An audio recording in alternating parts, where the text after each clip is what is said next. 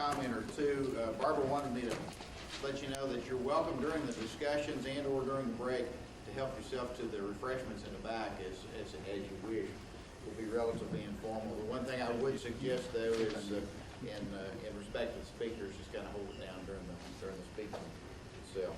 Secondly, we've kind of moved to not using the mic. Can everybody hear okay in the back? Is everything working okay? Okay, great, very good. Our next speaker is Terry Goolsby. Terry is a senior scientist with Ashland Petroleum Company. He has a BS degree in chemistry and biology from Western Kentucky University and an MS degree in organic chemistry from Marshall. He has 16 years experience in petroleum catalysis, testing of FCC catalyst and crude fractions, and is particularly interested in computer applications in petroleum processing. Terry will be talking to us today about FCC unit optimization using the MagnaCat process. Terry.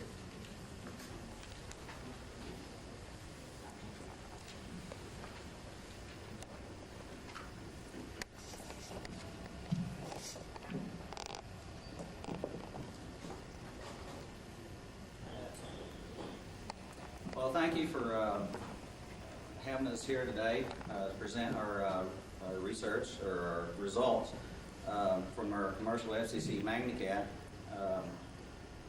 The slide here shows the three companies come together to present to work on the MagnaCat process and MagnaCat technology. Refiners are looking hard at cutting costs and improving FCC operating efficiency for the process, which improve refining margin with least amount of capital investment. Fluid catalytic cracking has a significant impact on the bottom line of both refining revenue generation and cost. FCC cost includes fresh catalyst addition or catalyst purchases, as well as spent catalyst disposal, which this disposal of catalyst can be significant at times. Both of these can be offset to a degree by a new process called MagnaCat. Now, we have successfully implemented the world's first MagnaCat at our Canton, Ohio refinery. Now, the MagnaCat technology is a technology which removes the older catalyst, higher metals, lower activity fraction from the slightly lower metals, higher activity catalyst so that you can recirculate it back into the FCC. So you're only throwing away that amount of catalyst that you don't want, and you're not throwing away the total of catalyst or catalyst you just add in. Now in FCC, the catalyst is made up of a dynamic mixture of particles. Now this slide shows the varying ages of the catalyst particles. We have a mixture ranging from high activity to low activity, whereas your fresh would be around 0. Now the portion from the MagnaCat process that you remove is this fraction out here that's been out in the unit for more than 20-30 days. Now the catalyst particles must exhibit magnetic properties before magnetic separation. The next slide shows the magnetic properties as a function of metal accumulation with catalyst during your catalytic cracking. Referring back to the previous slide, that during the catalyst in the unit, the catalyst is building up metals. And here this slide shows that yes, we do see accumulation of metals, and this accumulation of metals is what allows us to perform magnetic separation. Now the next slide shows a schematic, a simple schematic of magnetic separation process. As shown here, the FCC equilibrium catalyst is put into a feed hopper. That catalyst is then vibrated onto a belt, which is turning. And as the catalyst goes on to the belt, there's a follower and then a magnet. It goes across this magnet. Now this magnet is a high strength permanent magnet, neodymium iron boron magnet, and that the least magnetic catalyst then falls off or is thrown off into a collection bin, whereas the magnetic catalyst, the high metals low activity, sticks onto the belt, then bypasses then the magnet, and after it bypasses the magnet, then it's discarded into another collection chute.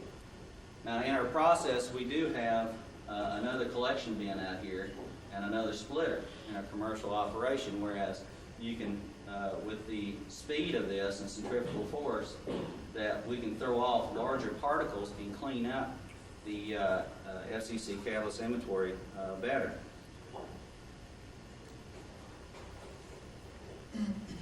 The commercial MagnaCat technology evaluation period is shown in this slide.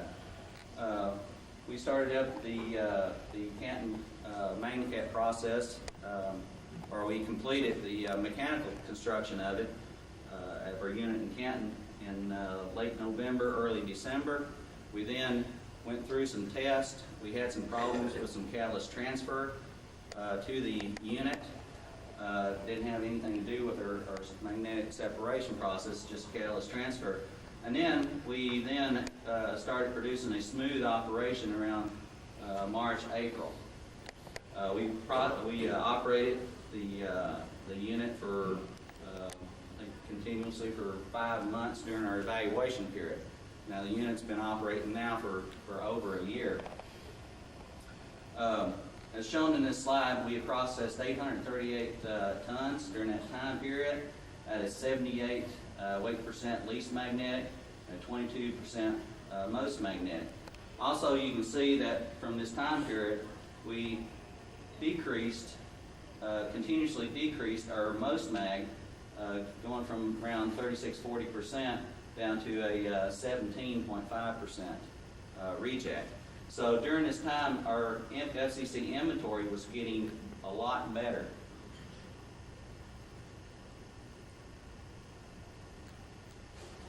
Well, we can then ask, what effect does the MagnaCat have on our fresh catalyst addition rate?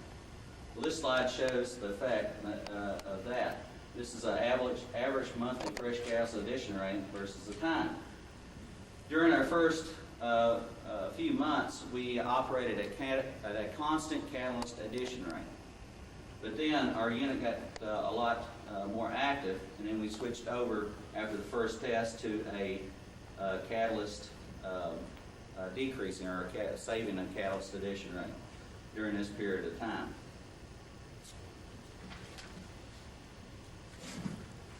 Let me note that also that during this period of time there was a 35% decrease going from 3,496 to 996.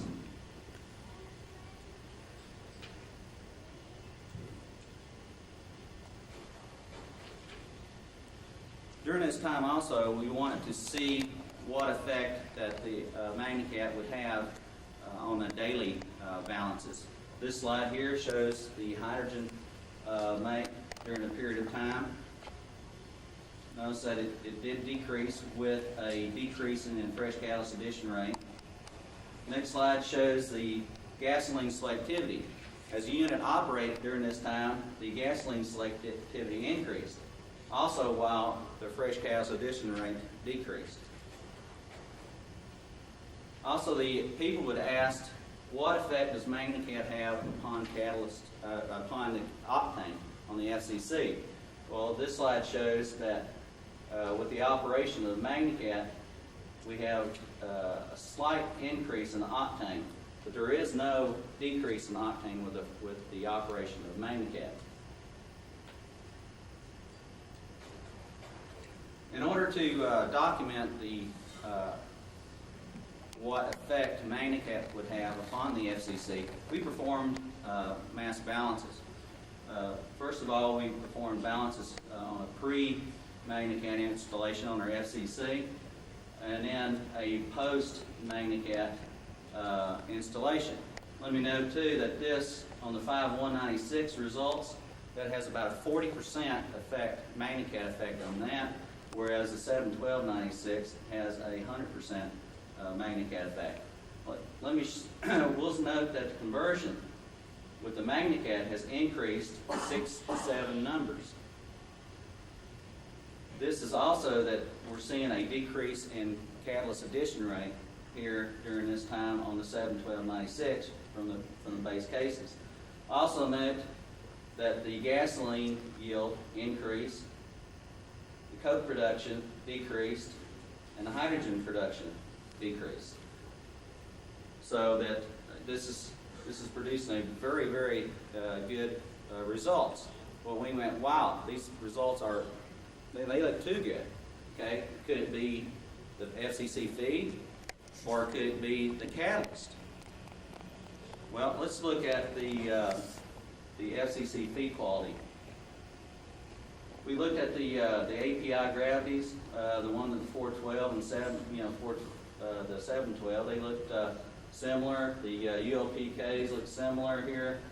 Ground bottom carbon, we noticed that it was slightly better for the 96 feeds than the 95 on this. Now we know that these feeds over a period of time changes a little bit. We know what effect they would have. We also want to see what the distillation and HPLC of these feeds look like, and they was pretty much similar with respect to 65, 68 with that. Well, this doesn't explain the large conversion differences. Well, what can it be? Is it the catalyst? The makeup of the catalyst. During this time, we was running a similar catalyst. So let's look at the properties of the catalyst. We did see a slight increase in the surface area during this time. Matrix area was similar, pore volume, average particle size. There's not much difference, but notice that the relative Z-like content with the MagnaCat is increased, significantly over the one with the base cases. Metals, it's not too much difference in here. Well, what could this be then? We've eliminated the catalyst properties. We've eliminated the feedstock. Well, how about the catalyst activity? We performed microactivity tests using similar temperatures, similar feedstocks, and eliminated the differences in that. Well, looking at the base cases versus the 40 and the 100% MagnaCat, we had constant matte conversion. Now, let me also note that this constant matte conversion here with on the 712, we had a 35% decrease in catalyst addition rate over that of the 712 and the 1013. So we were using less catalyst here, but still maintaining a constant conversion around 70.3. The matte results also show that we had a decrease in hydrogen. Well, we also seen a decrease in hydrogen from the FCC balances. We've seen also significantly that we had a significant increase in gasoline yield over that of the base cases. Coke yield was decreased, and also coke selectivity was a lot better. So this, we've seen that the MagnaCat effect it's a catalytic effect. So we are conditioning the catalyst in the FCC. We're conditioning the whole unit inventory. Well, let's compare this with our results that we obtained from the base cases. Comparing the matte results with the FCC results, we've seen that with the matte results, we have similar trends as that of the FCC. Well, let's look at the coke. The coke also showed a trend as that of the FCC balances. Notice that the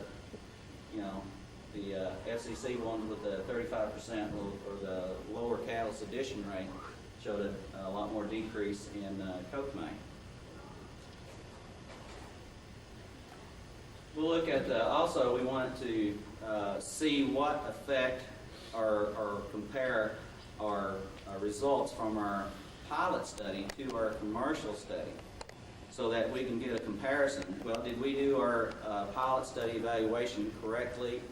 Can we predict what the commercial unit would do with our process?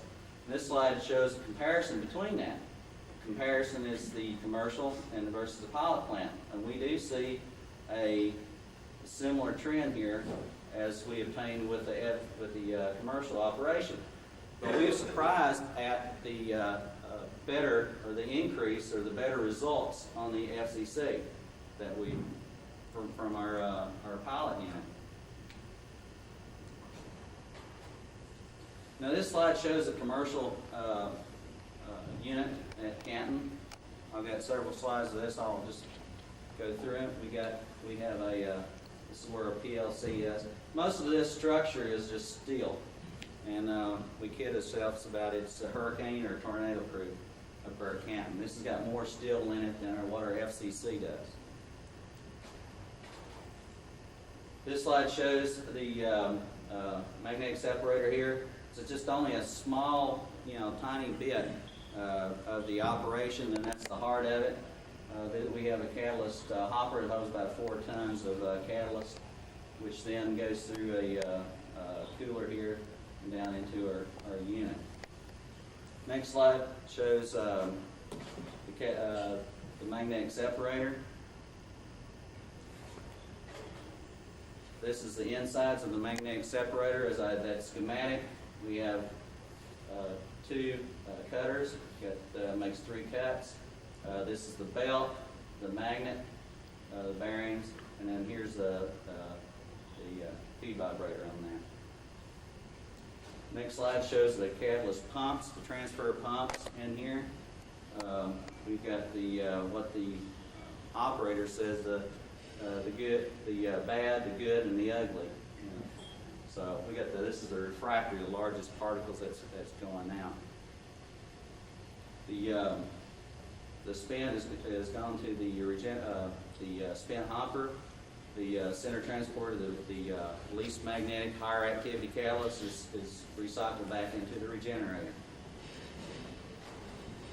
Now, a team of experts now offers MagnaCat around the world. Refining process services, or refining evaluation expertise for the MagnaCat. M.W. Kellogg Company is engineering experts in their field. Of course, here Ashland Petroleum Company has operating experience with the MagnaCat. Now we come together and to offer a modular MagnaCat unit to the world and to petroleum industry. We've taken our commercial design and then integrated into a modular design. This is the hopper, holds about 8 tons of catalyst. And then it consists of 2 magnetic separators, which process about 40 tons per day. This is a 60-inch rare earth magnet, where the commercial unit is a 40-inch. Ours is. Then we combine the 2, the spent and the refractory, into one catalyst pump, and the other one would go back to the regenerator. The cost of this modular unit, which some of you might be asking, is $2.5 to $4 million to a refiner, or any company wants to buy one. Even if you got one you want to use as a lawn jockey, we can sell you one. The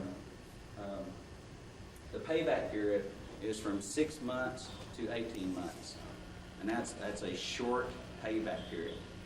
Now this technology is the best next thing to FCC feed nozzles, and I had one person come up to me down at the MPRA in March, said this is better payback than FCC feed nozzles. In conclusions, the MagnaCat has been proven to upgrade the FCC catalyst inventory by separation of the oldest and least selective catalyst. This leads to improvement in both the gasoline, coke, and gas. Implementation of the MagnaCat process at Canton has been a clear economic and technical success. MagnaCat is providing Canton with a 30 cents to 60 cents per barrel improvement in FCC economics. The MagnaCat can provide similar benefits for other FCC unit processing even small amounts of residual material. Now, the key parameters for MagnaCat installation are modular design, reasonable initial investment, short payback period, low operating expenses, proven technology. And we stand ready to offer MagnaCat technology around the world. I'd like to thank Ashland Petroleum Company for allowing me to give this talk. Also, I'd like to acknowledge Refining Process Services and M.W. Kellogg Company and the contributions from all these persons. Thank you.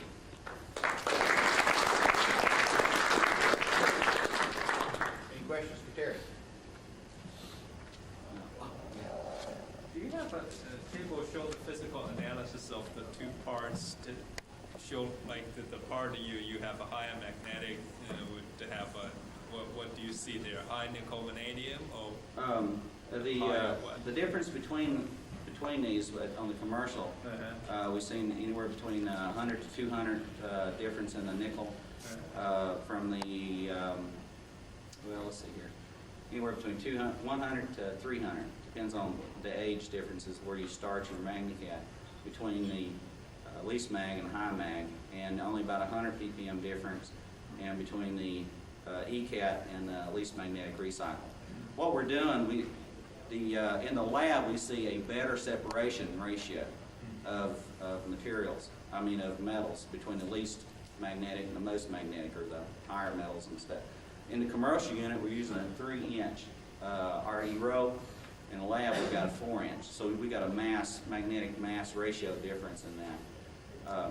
The commercial unit is a lot closer, but in the commercial we see a lower, in the lab scale we see a lower activity differentiation between the samples, whereas in the commercial unit we see a larger difference in the activity of the catalyst. So we're improving the selectivity of the catalyst that's going back. Well, we're not improving, we are recycling the best selective catalyst in there. And the vanadium difference, it runs in between 100 to 200 ppm. So it's the selectivity difference that you're seeing. You're removing that old catalyst, the higher nickel particles. It's agglomerated together. It's producing your dehydrogenation reactions. The catalyst, when you withdraw all the catalyst, then you're throwing that part that has also been through the unit about 2 or 3 times. Because I was expecting if you separate, suppose you separate the equilibrium catalyst, a fresh part like fresh 10% versus the oldest 10%, the metals difference would be a lot different than what you're seeing. Suppose you have an average of like 2,000 metals, nickel plus vanadium, the oldest part, 10% would have would probably be 3,000 or 4,000 nickel vanadium. Now, it depends on whether you're in full oxidation or partial oxidation. Okay? If you're in partial, then you'll see a better separation of the metals. The metals don't bounce around and transfer onto each other particle.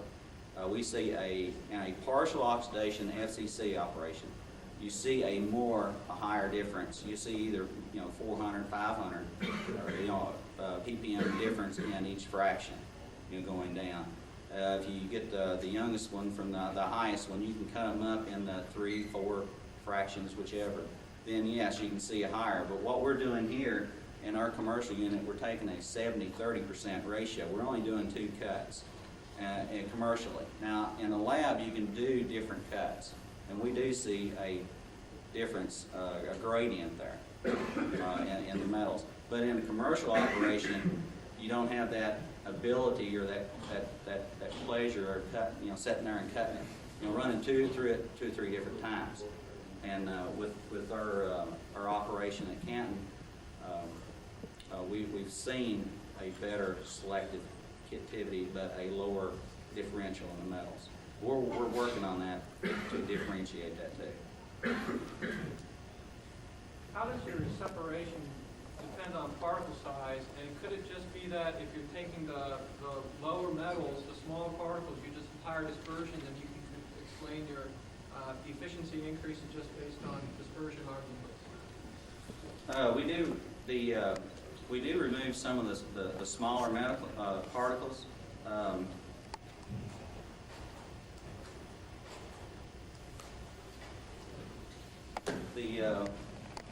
On this is the effect of magnetic separation particle size. As you see here, the magnetic reject, it does contain higher amounts of the smaller particles, but those smaller particles are either particles that have been treated off of the catalyst, or it's got, or some reactive catalyst particles, but yet we see a small difference of that going back in. So the effect is very small on that. Also, we're removing also the larger fraction, the front end, the larger particles that also affects the cyclone efficiencies, and we're removing that also. So we're not only removing the smaller particles, but also removing some of these bigger particles out here too. Did I answer your question, or? Well, does that particle size refer to overall part geometric, or is that metal particle size? That is the catalyst particle size. Now, on the metal particle size, we've been doing some work on that, and I got a chauffeur in here that you can talk to him after a while.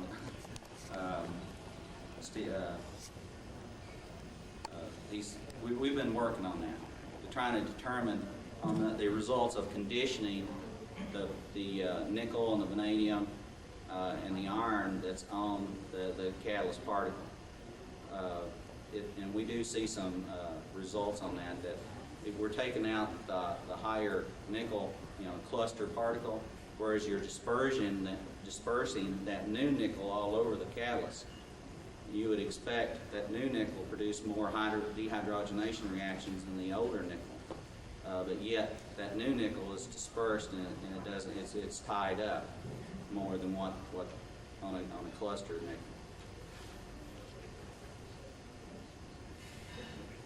Feeds vary in metal content.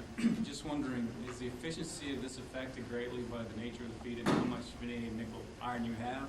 And will that be a problem? No, you just change your conditions, your belt speed, and you measure your magnetic susceptibility. And as your magnetic susceptibility increases, then you can increase your belt speed, and your belt speed determines your separation ratio.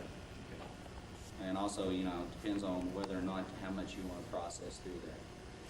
How does the catalyst density affect this process? Suppose you have two fractions, one a little bit heavier than the other one. Then you're talking about two particles catalyst. Either two particle system, you have a catalyst blend, or the older particle actually is a little bit heavier than It's not going to. Are you talking about the heavier particle still has zeolite in it? Depends on the makeup of the particles. Sometimes, it depends on what particles you've got. If you've got a non-zeolitic type particle, then you can throw it off if it's a larger and it's not producing any kind of cracking reactions. You want to get that out of your unit anyway.